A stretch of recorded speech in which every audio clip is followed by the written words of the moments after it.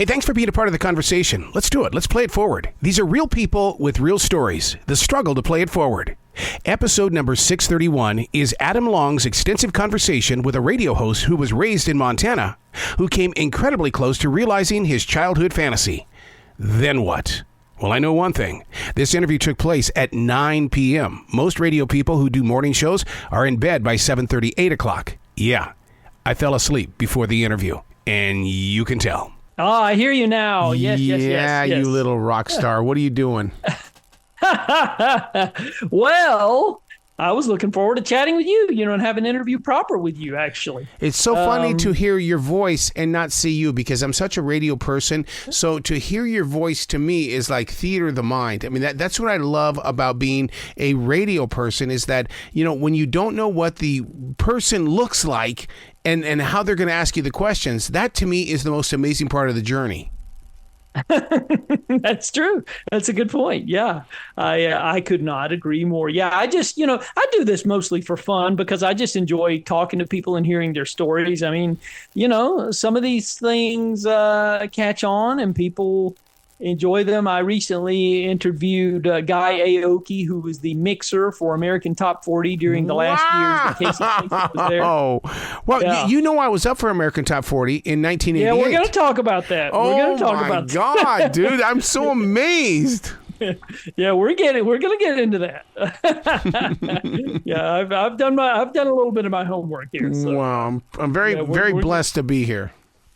Yeah, well, I'm blessed to have you, my friend. Yeah, this is great, and I appreciate it. And I'm actually going to try to tie this into my previous American Top 40. We're going to obviously talk about other things, but the American Top 40 thing seems to get the fans of that show interested, and we want to get as many people as we can listening. Right. Is the way I look at it. So if I say, if I kind of advertise it as, the almost host of American Top 40 and his stories, I think people will listen. I really do. I think they'll be intrigued. And so that's going to be my selling point. Adam, not even a month ago, I was looking at the scripts they sent me, and I was sitting there looking at the letters they sent to me from ABC Watermark Incorporated, and it's so funny that you would even bring this up, because I was just holding on to those things that were basically, what was it, 30, 40 years ago? I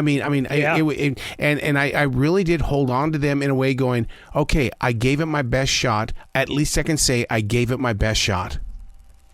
Yeah, you I'm sure you did. I have no qualms about that, for sure. But yeah, I interviewed Guy Aoki. He was the guy who was actually sitting in the recording booth when Casey had his famous meltdown. Whoa, really? He was there. Yeah, he was there, and he said, Adam, he said, you've got the audio in your head. You've heard the tapes. He goes, I've got the visual. He goes, I was there. I watched Casey throw his glasses across the console. And he said, it was fantastic. It was a really good interview. And actually Guy gave the eulogy at Casey's funeral. They were very close personally. Wow. So it was a very nice interview that I did with him. So, a lot of people listened to that, and I thought, and I knew a little bit about your AT-40 story, and I thought, he's a guy that I think I should talk to, because I think he's got, that's part of the story, but not the whole story. And so, I think a lot of listeners don't understand what we go through as writers, performers, and producers. And so, I totally understand what you went through in talking with him, because, him being in that room, you don't realize what the moment is all about. When things start to melt down in that moment, how do you regain control and composure? And it's one of the toughest things that the listeners don't understand. I don't expect them to understand. But as professionals, we've got to get a grip and get moving on, no matter what it is. But today, compared to when you heard his meltdown, that wasn't the digital age where you could go in there and splice that stuff out. That was tape. No. That was tape. That's right. Nowadays, I sit here and take notes as things are breaking down. Yep, same here. When I there's a goof up, I make a note. Hey, I'll cut this out at such and such moment. But yeah, you're right. You don't. Yeah, exactly. You're exactly right. So yeah, But yeah, this session now, like I said, I'm limited to 40 minutes here. But if we go, if we're on a good groove, what I did with Guy, actually, one I was talking about, the interview I was just talking about. Guy and I did the Zoom, and it ran out, and he said, "There's more to tell." And I said, "Well, I'll just send you another link." So that's what I did, and we just picked it right up, and I spliced them together. And when you listen to it, you can't even tell there was two separate sessions. But Adam, that's when you look at them and you say, "Hey, look, here's the thing. I want you to come back to this show, okay? The door is always open. Come back, be brilliant. I'll see you later on." I mean, I'm always searching for the next conversation, not just the one that we're just having right now.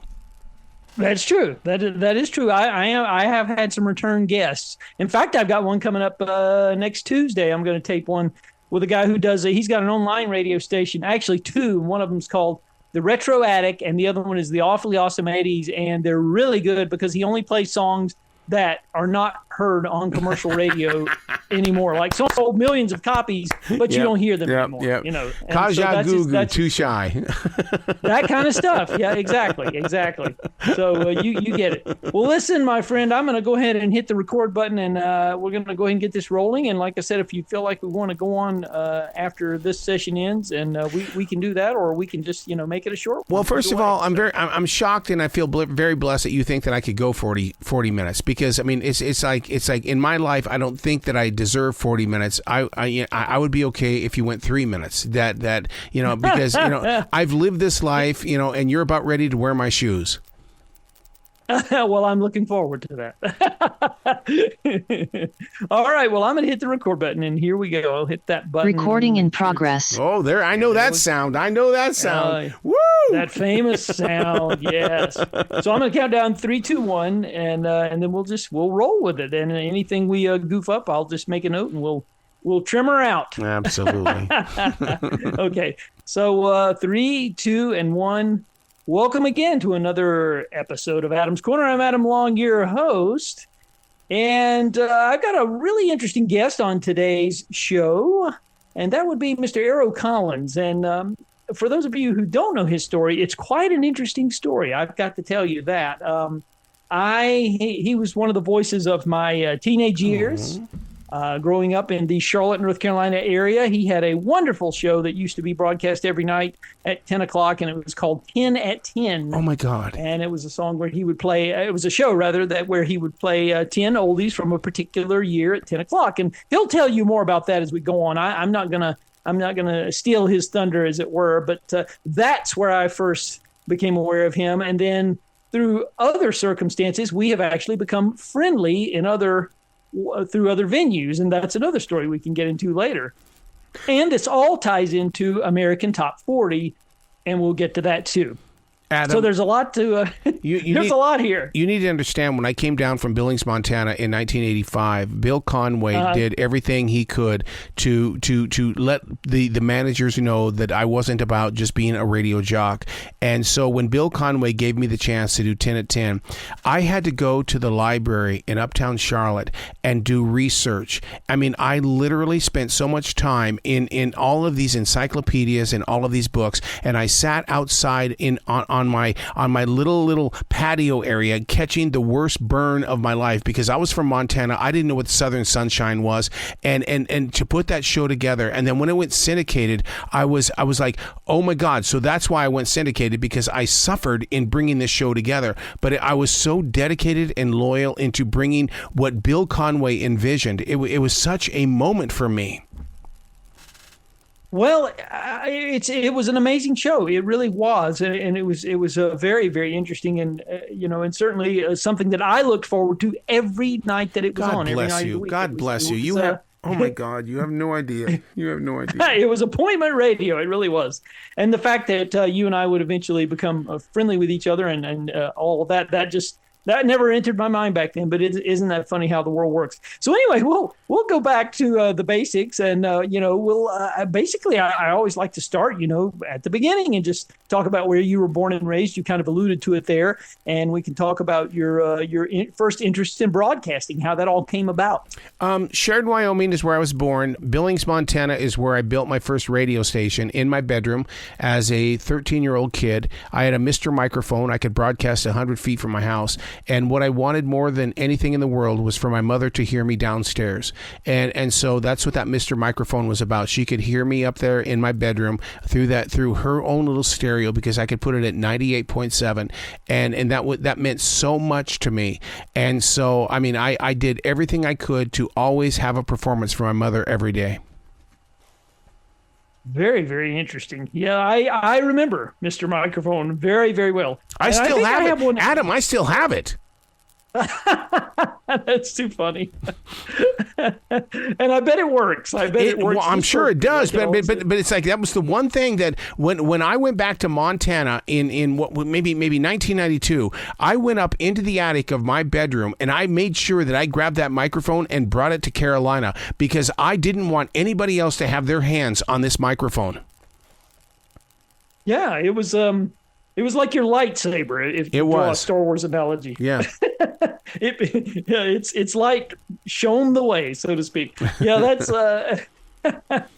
yeah, it was a beacon of light that you followed. Yeah, it's funny because we talk about this sort of thing and people don't realize what, it's so easy now, and we just take it for granted that we can, like what we're doing here, we can record a conversation and post it, and it can be literally heard all around the world. I have people who listen to my podcast as far away as New Zealand. Yep. I get occasional. I've got some fans out in the UK who listen to me regularly, and it blows my mind, to think that back then we could have never imagined, So just to have a Mr. Microphone where we could broadcast in our house we felt like we were really special when we had that sort of thing going on. Yep. So it's mind blowing. We couldn't have imagined all of this. So yeah. So were you a music fan? I guess that's the next question. When you were growing up, What's really interesting, Adam, is that I grew up listening to great pop music as well as rock music, and that really actually came and bit me in the butt in the way that I wanted to be on 99.7 The Fox so bad here in Charlotte, and I was typecast as an adult contemporary jock, and I remember Jeff Kent telling me that no, you've got an image, you don't need to be on my radio station, and I looked at him and I said, can I? You're not talking about the latest Black Sabbath album. I know about that because this is my life. And I walked down the hallway because he knew I was pissed off, and he says, I'm going to give you 1 minute every day to give me a classic rock report. And that's what changed my life forever. All of a sudden, that gave me a classic rock report, which led to me talking to Yoko Ono and everybody else ever since. And that's where the podcasting began, because he gave me 1 minute every day because I was so pissed off that he felt I was attached to Michael Bolton. Interesting. Very, very interesting. Yeah, I and I didn't remember those rock reports. For some reason, that's something that I probably knew about it at the time, but it's a detail that I had totally forgotten. I worked as a promotions assistant at 104.7 myself in 1992, which is, I did. It was a temporary thing, and it unfortunately didn't really lead to anything permanent. But I worked for a lady who was over promotions, Kathy O'Neill, I think was her name, from what I remember. And anyway, so I would basically go and set up do all the equipment setups for the jocks who would come in and do their live promotion from such and such car dealership and all of that sort of stuff. So I did that for a while, and it was it gave me a taste of it. It was very interesting to me. And so, Jeff Kent's wife, Becky Kent, was at the station at that time, and she would do, I actually had some interactions with her, really nice lady. And she did an oldie show on Saturday nights from 7 to 10. I didn't know that. Wow. Yeah, she did. This is like circa 1992, probably like summer 1992. I'm thinking. Wow. But yeah, this is not about me. Of course, this is about you. But it's just I know a little bit of that of which you speak. That's the only reason I'm bringing this up. But anyway, the thing about radio is that I swear that the greatest shows that could have been were silenced by program directors and consultants who thought they knew better. And that, that's what I love about podcasting is that, even when I go back and I look at what Gordon Ramsay is doing with his cooking shows, that man has 15 billion shows. And I'm going, oh, I get it. I get it, because when creative people are set free with their ideas and their imaginations, we're given the opportunity to create at levels that listeners will one day discover. It doesn't have to be about now, but in the world of radio, it has to be about, well, how much of my ratings are going to be affected here? And it's like, man, you screwed up. You screwed up. Yeah, that's a good point. It's true, and it's sad. It's sad to think about the things that may not have come to fruition because of such oh my God. You're exactly right. Yeah. Yeah. Well, I was going to let you tell us a little bit about your trajectory, how you wound up in the Charlotte market. The steps. When you were in radio in the '80s, there were it's like you're taking baby steps to get You start with whatever station will take you. And then you just work your way up and eventually, get the bigger and bigger things, hopefully. And I was going to let you tell us about that trajectory. And did you have any formal training, or did you just go and, go to a radio station knocking on the door? No. Okay. I started at the Billings Career Center in Billings, Montana. I knew what I was going to be at such an early age, and I went to Coin Radio when I was just a baby. I should have landed my first job at 14, and my dad wouldn't take me to Laurel, Montana. He says that's too far away, and it's 15 miles from Billings. And I thought, nowadays I drive 30 miles to do things, and it's like, why wouldn't my dad take me 15 miles to a radio station? So I had to wait till Coin Radio gave me that break, and so while I was in high school, I was a part-time jock on a country music radio station, and I was doing countdowns, I was doing specialty programming even on that country music radio station. And I'll never forget Lonnie Bell telling me, there's this band out of Tennessee, Clarence, that you're gonna love, and what's gonna happen is, Clarence, this band is gonna be bigger than the Beatles. It was Alabama. And then he said, hey, there's this female performer. She's going to be so big, you're not going to ever believe that you were here when she started out, Reba McEntire. And it's like, holy crap, how is it that I'm able to be here in these moments of birth? And what am I going to do about it to preserve it for future listeners? And that's what that really drove me. So when I went from KOYN in Billings, and then I went to KXLO in Lewistown, Montana, it was that I had to pay my dues. I always knew that. But the thing is that I went from Clarence to CT in Lewistown. When I came back to Billings, it was CT, but I was like, I can't stand that name, because I can't be myself and be a radio guy at the same time, because they're not one and the same. I need to come up with some sort of image. So when I went to Cook Radio, that's when I became Arroe Collins. And because all of a sudden it was like, oh my God, I can breathe. Arroe can be left at the radio station. CT and Clarence can go home. Yes, and it totally has worked. I mean, that's how we know you. So yeah, wise choice on your part, I would say. But yeah, and that's a great analogy about just leaving it at the station when you're done and becoming a regular person in your. That's interesting. I like that. I really do.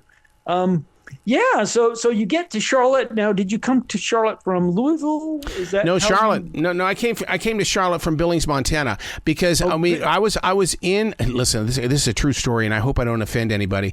I was in the Billings Library with my very good friend Brian. Brian knew that I wanted to be very big in radio, and I was trying to get to Los Angeles. And he says, "Do not go the route of normal people in Billings, where they go to Boise, then they go to Spokane, and then they go to California." He says, "I need you to go to the East Coast and then come back to California. You need to go find yourself." And Brian, he and I are still so close. And he goes, "We need to go and we need to put you in a place where people don't know where you are, and you need to build it and create it." And so we found this radio station called Easy 104 in Charlotte, North Carolina. And I was sitting there in the library going, sleazy as a whore.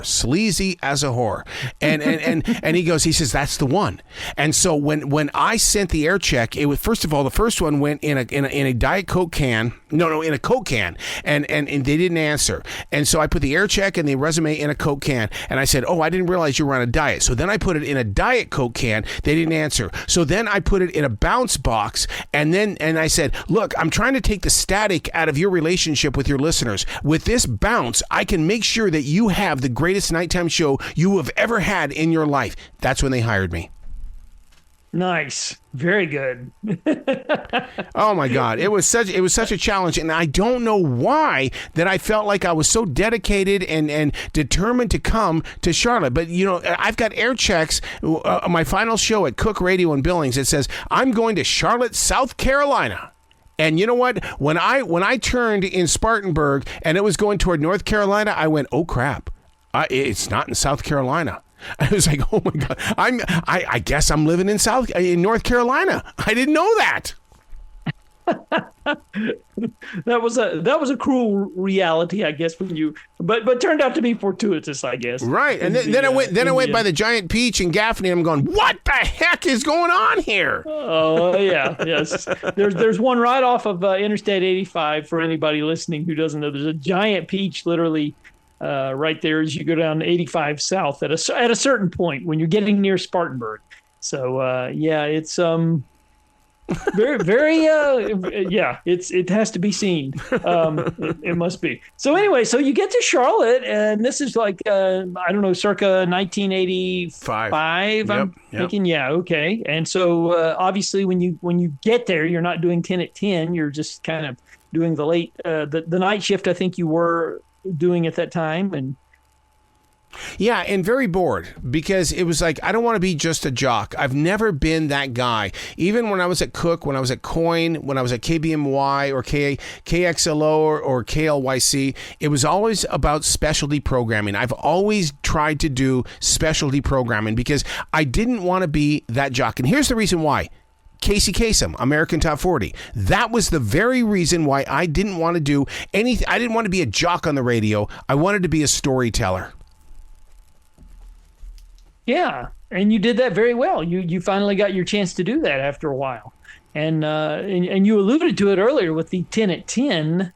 And so that was a concept that you just was it something that had been gestating before you got to Charlotte, or was it something that just came to you when you were actually in the Charlotte market and no, it was 100% Bill Conway, and what happened from that point forward? I did all the research in the library, and then I started. I teamed up with the Associated Press, and all of a sudden, I was collecting sound bites from everything. Listen, Adam, I have got every sound bite from the Iran-Contra affair. I have got so much sound from that era that I don't know what to do with it. I don't know who to give it to. I don't know who wants it, because we live in this generation of the internet where you can get it anyway. But I have documented it, and I have put it in a library where all of that sound is readily available. And it's like I really don't know what to do with it. But it was my addiction and my passion to save everything that was going on when it came to history. Yeah, and that's, it's good to have that foresight because, I was talking to Pete Battistini, who wrote the book about American Top 40. He's another guest that I've had on the show, and he has the largest collection of AT40 memorabilia. He actually has the actual index cards that Casey read when he was doing the year-end countdowns, like the 1975 countdown and all of that. He's got the actual index cards that Casey held in his hand when he was doing the countdowns. And Pete told me, he said, I just don't know what I'm going to do with this stuff. He goes, I've got all this, this large his collection was so big that when Casey Kasem came to do a benefit in Indianapolis, Indiana, which is where he lives, Casey actually came to his house and toured it. That's how big the collection was. So, yeah, but he doesn't know what he's going to do. And it's exactly what you're talking about. It's a real problem because, none of us are getting younger, and, we hope to be around a while, but, we want this stuff to continue on in perpetuity, and we just we have to think about these things, and so that was a problem that he was discussing as well. So it's similar to what you're talking about there. I think one of the main reasons why I didn't get the job is because I was such a Casey Kasem fan that I sounded like Casey Kasem. Hello again, I'm Casey Kasem from American Top 40. And now at number one this week is that one love song that you really want to play at your wedding. And the thing, when you go back and you listen to the air check that I sent to ABC Watermark Incorporated, I mean, it's like, it's like, damn it. Why wasn't I myself? It really hurt me so badly that I was trying to sound, but the thing about it is it was Casey's script in front of me. And I really felt like that I didn't make it me. I made it about Casey because I was trying to honor him and keep his sound alive. Well, yeah. Well, let's tell the whole story piece by piece, bit by bit, because it is an interesting story. I mean, obviously, Casey Kasem was in contract negotiations with Watermark, and things were not. I guess at that point it was ABC Radio. I think that they had bought out. Yeah. It was ABC at that point, and so ABC was not really. He wasn't happy because he felt like they were profiting, making, their profits kept going up and up and up, but his salary really wasn't going up that was commensurate to what they were doing in terms of ad revenue. And so he was not, that's the understanding I have. And so the negotiations went in, they really didn't meet what he thought was a reasonable amount. And so he was offered the opportunity at Westwood One to start his own competing countdown, which would have been Casey's Top 40, which debuted in January of 1989. He left AT40 in August of '88 with little fanfare. But he had a non-compete clause, so he could not do Casey's Top 40 for the remainder of 1988. So at that point, they had to have somebody. There was obviously a search going on for Casey's replacement, and this is where you come into the picture. So how did you find out about this? How did you hear about it? And when I first heard about it, I sent this gigantic card. It must have been 3 feet by 3 feet out to the people at ABC Watermark Incorporated, and I said the sound is coming. Because 10 to 10 was in syndication at that time, and so I thought, okay, this is it. At the age of 25, I have found that place, and it was like I'm in the right moment at the right time. And so when ABC Watermark Incorporated reached out to me and they sent me scripts, I thought, holy God, please, this is it. This is it. This is what I've worked for my entire life. Because at the age of 14 and 15, I was doing countdowns in my bedroom. I was doing year-end countdowns on Christmas, and where everybody was with the family, but I was in my bedroom doing these countdowns that took 2 and 3 days to do. And because that's who I thought I was, and I still am. And the thing is that when that letter came in, I thought, oh my God, this is going to be. And the Charlotte Observer wrote this beautiful story about me, but also the Charlotte Observer wrote a story about me where I failed. And it's like, oh, and that's what I've held on to all of these years. It wasn't the victory of getting recognized. It was the victory of I failed. I didn't get the job. Well, what you did get was a great story. And I always say there's no life experience that is truly wasted if you as long as you get a good story out of it. And you got there is a good story here because, now how close did it come? I know that obviously Shadoe Stevens got the gig and did it until 1995 when Casey's Top 40 eventually basically trumped the American Top 40 countdown, and I'm sure he was smiling to himself at some point.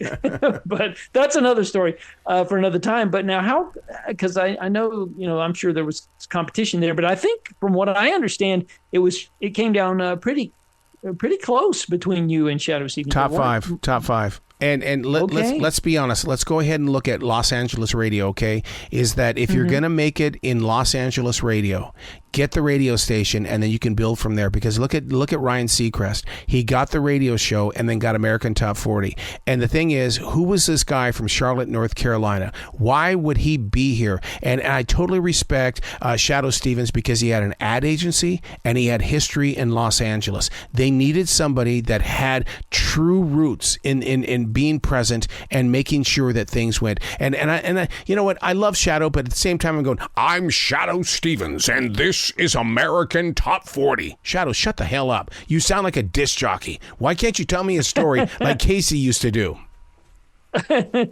Or like you did at 10 at 10. Yeah.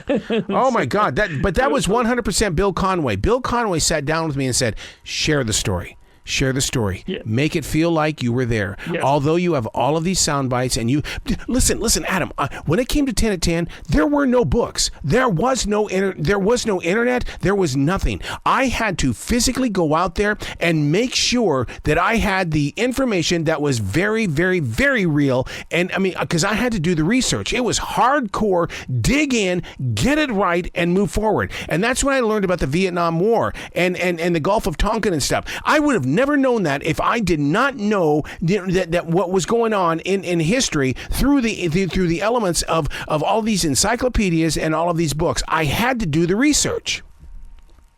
Yeah. And so you got something out of it, even though at the time you had a reason and a purpose for doing it. It's something that served you well in the interim as well. And so, again, not a wasted experience. So now, how many interviews, meetings did you actually have with the people at ABC Watermark? I'm assuming it was multiple meetings. A lot of letters. And then when it came to deciding time, I it's one of those where they always say that when you're an actor or you're in the entertainment business, there's going to be a long period of time. It could be 6 months. It could be a year before you hear from them again. And it was a very long time. And so when I got the letter, sure, I really was very hurt. And let me tell you something, what happened here. And this is being transparent. When I got the letter, 104.7 did everything they could to comfort me. And Bill Conway said, I'm going to give you a countdown on this radio station so that you can still do what you love most. And I looked at him and I was being a real butt. I let my ego get away from me. And what he did was, because I was being such a jerk, he put me on overnight radio. I remember going to Uptown Charlotte on the corner of Trade and Tryon and literally falling to my knees on that corner and crying so hard because at that moment in time, I felt like I was a failure because I couldn't live up to my dreams. My dreams failed me, and I didn't want a radio station to feel like they had to baby me. It was such a hard moment in my life. Yeah, I'm sure that must have been just really crushing. I can't imagine, because you came so close, and to get that close to the prize, as it were. I mean, that's it really is tough when the result is not what you had wanted right. or hoped for. And so, yeah. Now, did you actually fly out there and do an interview with them, like in addition to the letters? Did you? I wish, because I think if they would have saw my passion, they would realize that there was something there more than Shadoe Stevens. I'm not knocking at Shadoe Stevens, but I think if people see the passion that I have about sharing the story and being with the artist and sharing their journey and really bringing things forward, that to me is what opens up the door. And I think that's the reason why even today I get the biggest names in music as well as the newcomers, because my passion is to share the story, or someone is going to write it for them, and I don't want that to happen. And so therefore I think that negative moment in my life became the fuel of my present day. Yeah, well, and that's a good fuel to have, and like I said, it's there's a story there, and it is a and when things don't turn out the way that we had hoped for, they sometimes there's another prize waiting in another way. There are other gifts that we have and that come to us as a result of not getting what we think we want. So there's that too. And we can talk about, just real quickly about what's happened in your life, the life path you've taken since the days of 80s radio and all of that, because that's an interesting story too. Well, it's the fear of being fired. That's what controlled 26 years of my radio career, the fear of being fired. Basically meaning that you want me to jump how high? Okay, I'm there, because I don't want to be fired. And then when I was finally fired, it was like, whoa, what happened here? It's like what I wish I would have been fired earlier, because now I have a new thing that I can build a platform on. And that's the thing about it, is that once things started to separate in the corporate world of radio, all of a sudden I realized, wait, I'm doing their job. I'm playing their part. I'm doing everything they want me to do, but nobody is playing what I see, what I envision, what I dream. And so when I left terrestrial radio in 2015, that to me was the greatest moment of my life, because all of a sudden I was in control. Even though I used the same tools that I was taught all of those years before me, 36 years of radio, the thing is that I'm in control. I get to make the decision. I get to decide that, oh, well, that's not something that I want my listeners to do. I'm going to change this out. But the thing is that it's not in other people's hands, where a consultant would say, yeah, he's not fitting the role. Well, what do you mean I'm not fitting the role? I am the role because I know who my listener is. But let me tell you something, Adam. I'm going to tell you something. I'm wrong in that because until September of 2020, I thought I knew who my listeners were until I landed that job at Harris Teeter.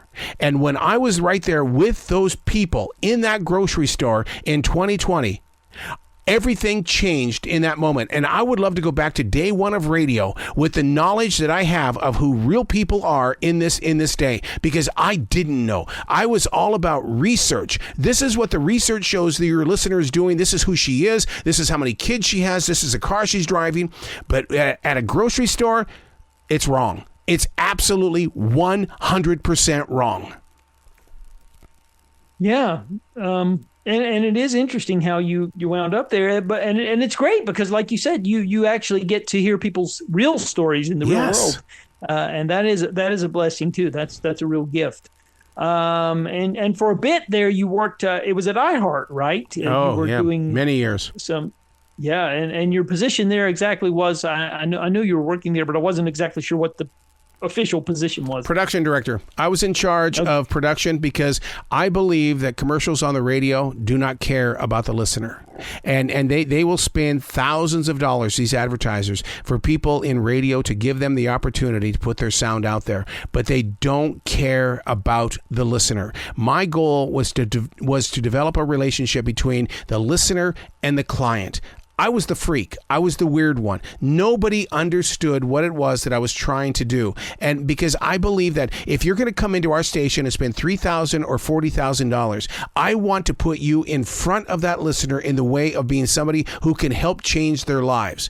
Hey, Arroe, can you just stop being an artist? And we need flow. It's called cash flow. The client doesn't understand what you're saying. Just please shut up and do your job. Yeah, that can be a bit tiring, to say the least. And I can imagine. Yeah, that gets old, as they say. Yeah, and so you and I didn't get to this part, but I will real quick. It's that you had done some. I am a part-time film critic, and there are a lot of press screenings that I get invited to. And you worked for Allied, which is one of the companies that holds these press screenings, and so you were organizing or overseeing some of those, I guess you would say. And that's how you and I connected on a personal level. And so that's another feather in your cap, as it were.